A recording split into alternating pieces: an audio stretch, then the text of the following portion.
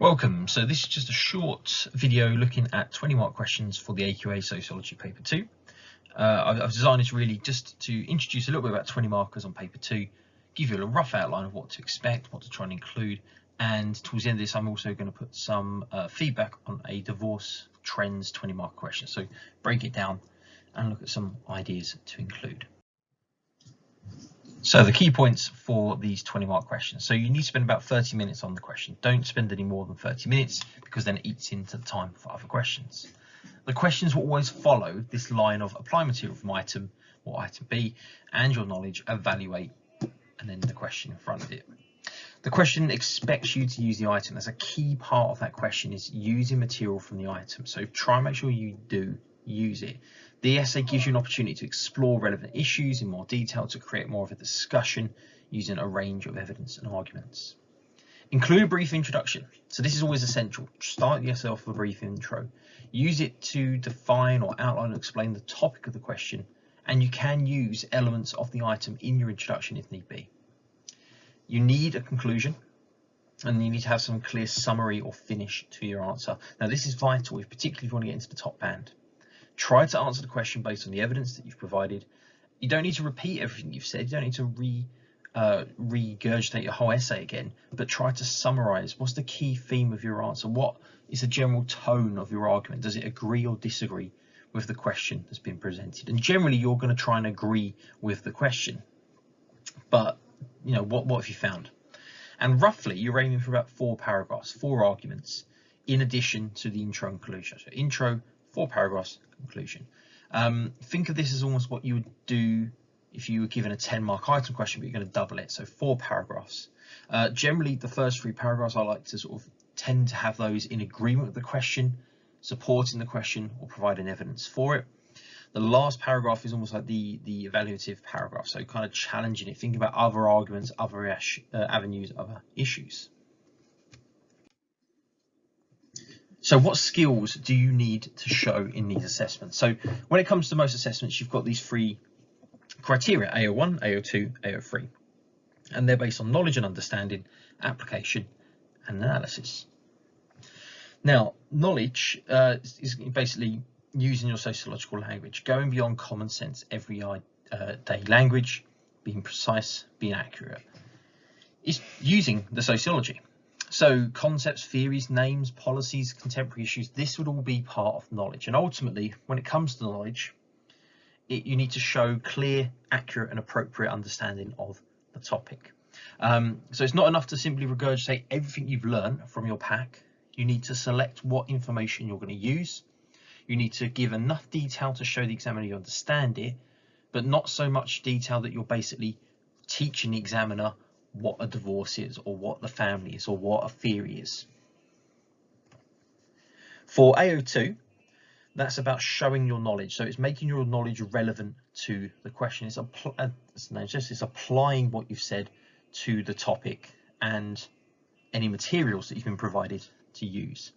So using sentences like this suggests that, this shows that, this challenges the idea, is an easy way to kind of apply what you said to the question. So you're not just regurgitating knowledge, you're saying this is the information, this is its relevance. So in AO2 you've been given an item, particularly in these 20 markers. So this will be where your application skill comes in partly. So simply repeating, rewriting, paraphrasing the item is not applying it. To apply it, you need to do something with it. So to apply an item, you need to show you understand it by linking it to a theory, to a concept, to an idea, building on the item and using it to develop your own knowledge and information. So it's about trying to expand on what's been presented. And then AO3 has analysis and evaluation. Now this is a tricky one. A lot of people find this tricky, particularly analysis. So this is about breaking your parts down, building a point, making a chain of logic or chain of reasoning, and weighing up the strengths and weaknesses of the evidence. So you can use sentences like furthermore, however, this point can be linked to. Now, if we're looking at analysis, and again, as I said, it's a tricky concept. A lot of students struggle with what analysis actually is. So I'm going to put the command words of the paper, have it defined as separate information or separate information into compartments, identify their characteristics. What this means is break an argument down into its core elements. So explain how, why, who, what, when, where, the concept, the trend, the thinker, the theory has impacted on the topic. So it's planning the journey. How do you get from the knowledge of what's happening to the impact it's having on this other issue? It's almost plotting out the route that this information takes. Evaluation is a slightly more straightforward skill for AO3. So it isn't just listing strengths and weaknesses. Now, again, you do need to know strengths and weaknesses, but it isn't just simply listing off a pro and con list at the end of a paragraph. You know, as with analysis, you need to say why. Why is it considered a strength? Why is your point considered a weakness? And again, part of this can come from who claims it, criticisms of how a study or piece of research is conducted, when a theory was presented, so is it modern, postmodern, who made the argument, is there any bias involved? And again, part of this is avoiding the idea of bolt-on evaluation, which I'll talk about in a second. So this is the key AO skills. Now there are some other elements to this which are quite helpful to be aware of. So as we've got at the bottom, synoptic thinking. So making connections from one topic to another. So you might have connections built between, as we're going to look at divorce later, you could link that back to change in gender roles and DDOL. You could link it to childhood. You can link it to globalization. So it's trying to think about how the information you have might build on or connect to other areas of the course. Draw back to the key themes: socialization, culture, identity, control, stratification, globalization, inequality. These are key themes throughout the whole 2 years of sociology. So again, these could be included in your points. And also think about the relevance, the usefulness. So when you're thinking about an evidence or an argument, is it relevant today? Is it still applicable today? No, we have as a society changed very dramatically, very rapidly, particularly in the last sort of 10 to 15 years. So some of the things you can consider there would be, is this argument, is this idea relevant? And I think that's really important, particularly when you're looking at maybe a modern perspective, and it's sort of talking about society today. A lot of questions might throw in that word compared to society today.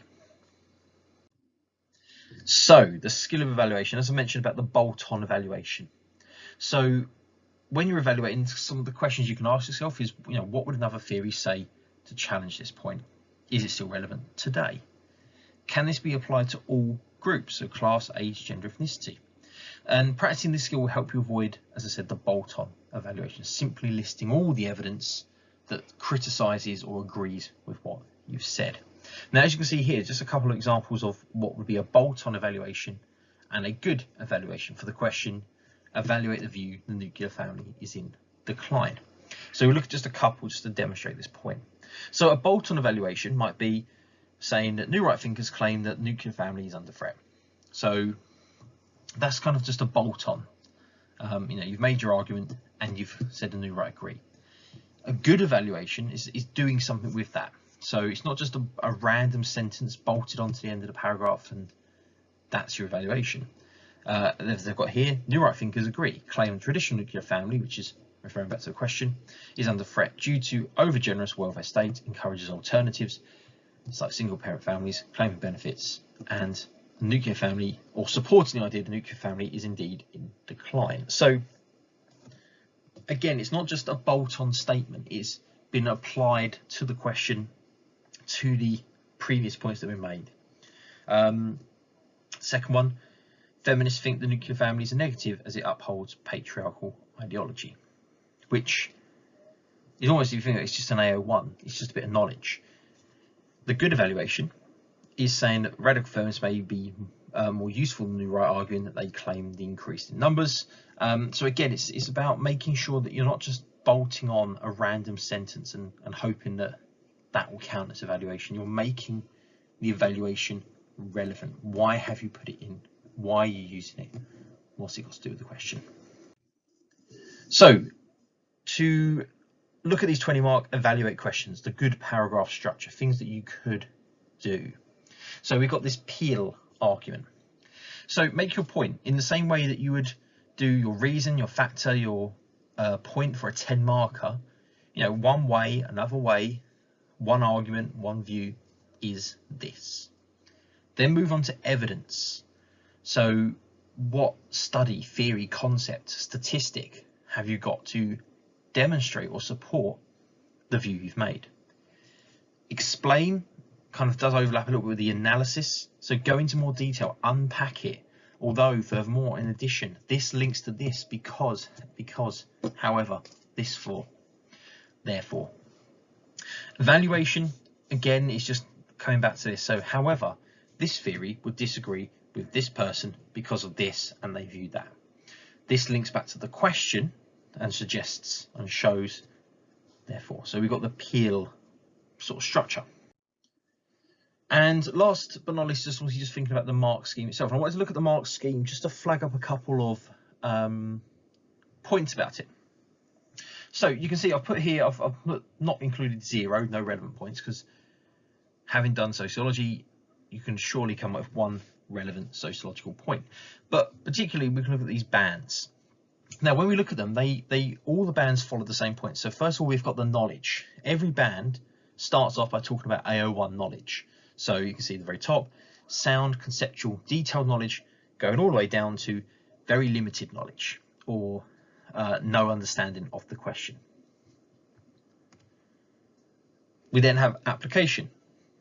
So appropriate material will be applied accurately with sensitivity to the issues raised by the question. That's at the very top, all the way down to significant errors or omissions in application of material. And then we have evaluation. Analysis and evaluation will be explicit and relevant.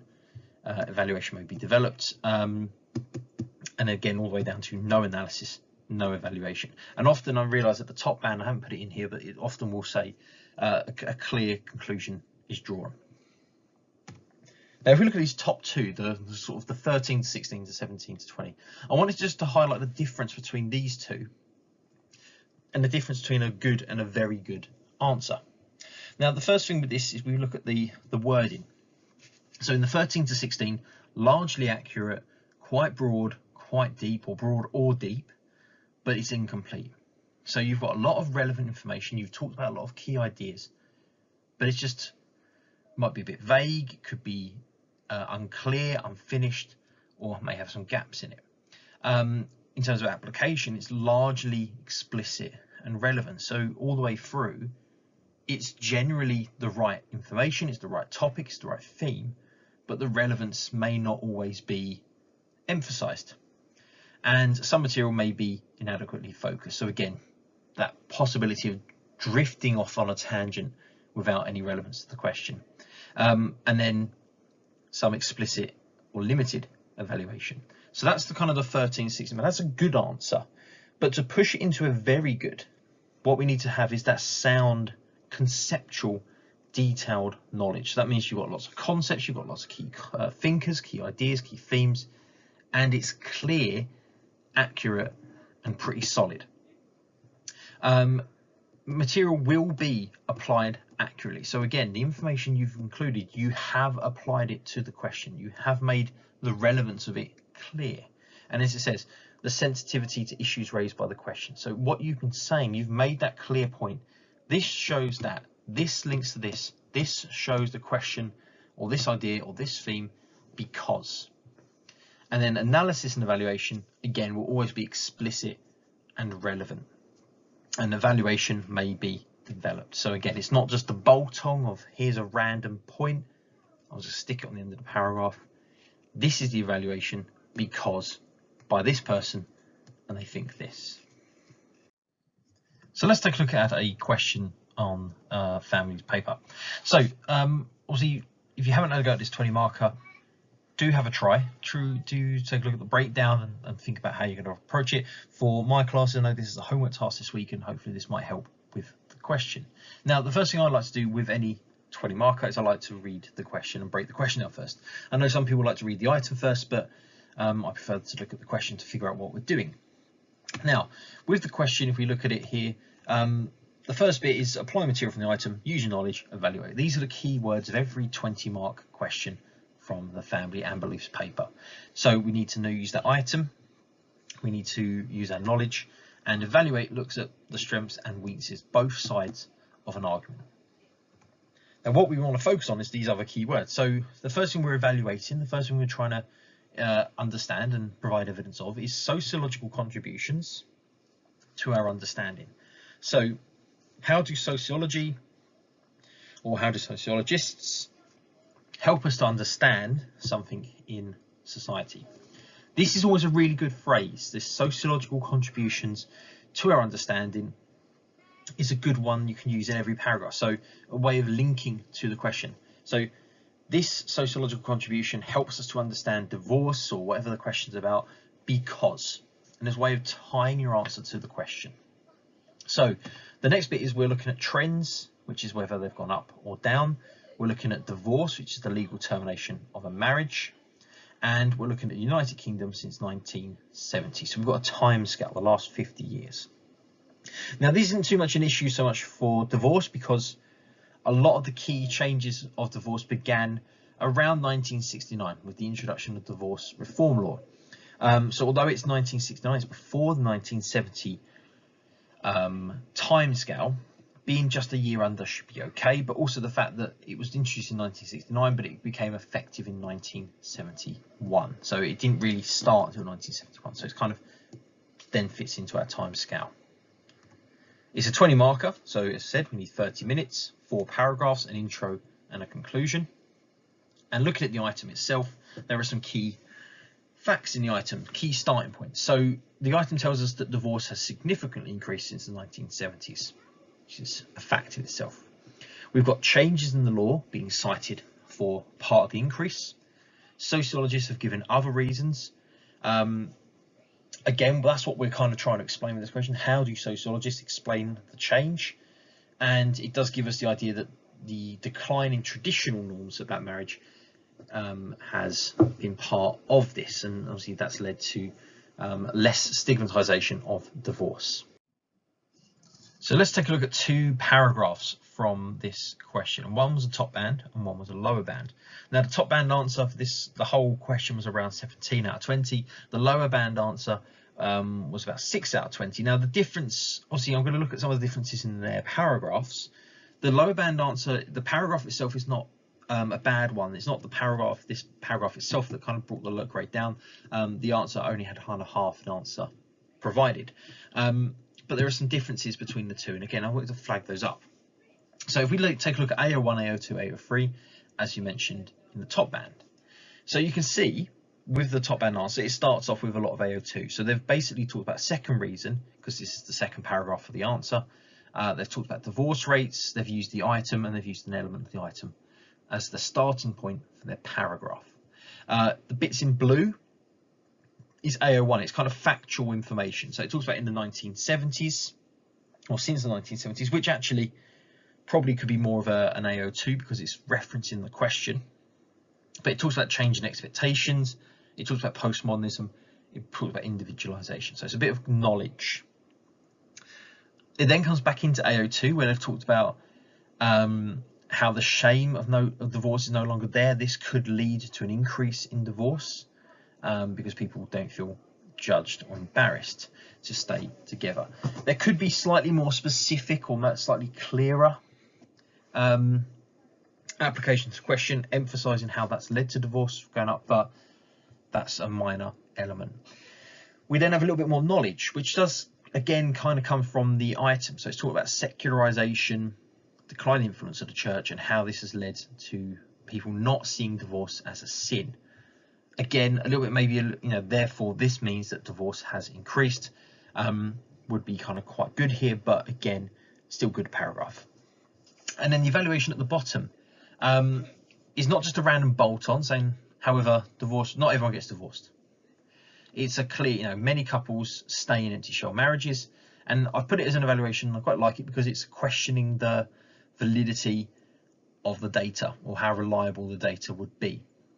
Because again, the idea that there are people who stay in empty shell marriages as opposed to getting divorced for various reasons. So it's more about questioning the accuracy of the data. Now the second paragraph, the lower band one, you can see the slight difference that it starts off by sort of referencing the question. So it talks about increase in divorce, but one big gap here is the item. It doesn't mention the item, even though what is being suggested is effectively from the item, you know, the norms about relationships and marriage. And it does kind of use almost the same words. So decrease in traditional norms, decline in traditional norms. So it needs to reference the item.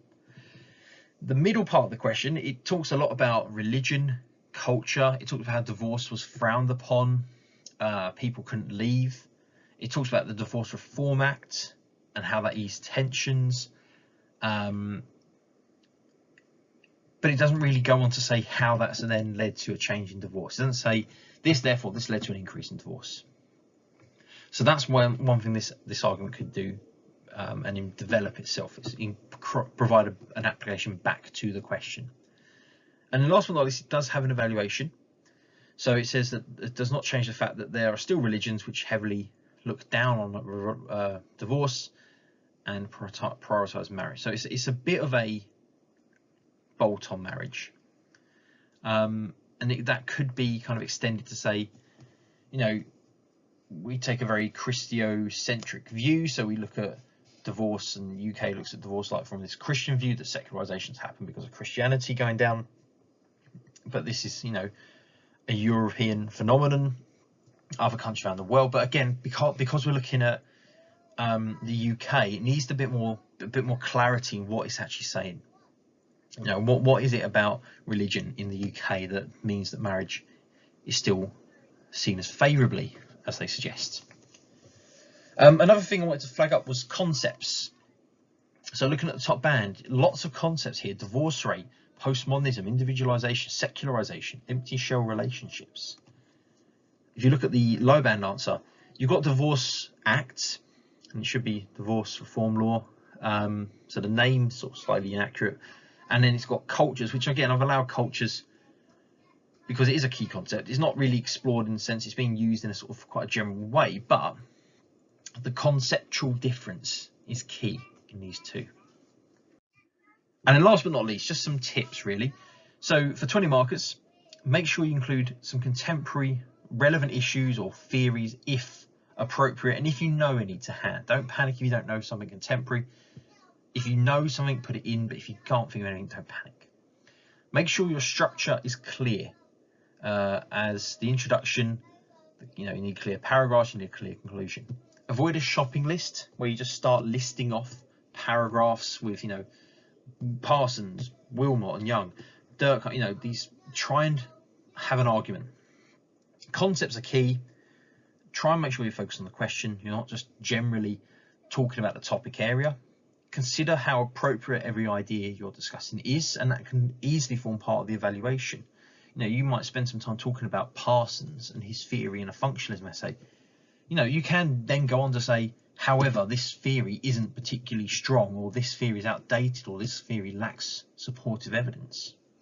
And then last but not least, consider methods, core themes, and globalization when relevant. Okay, so a little bit of a discussion there of 20 markers. Hopefully this was of some help, and thanks for watching.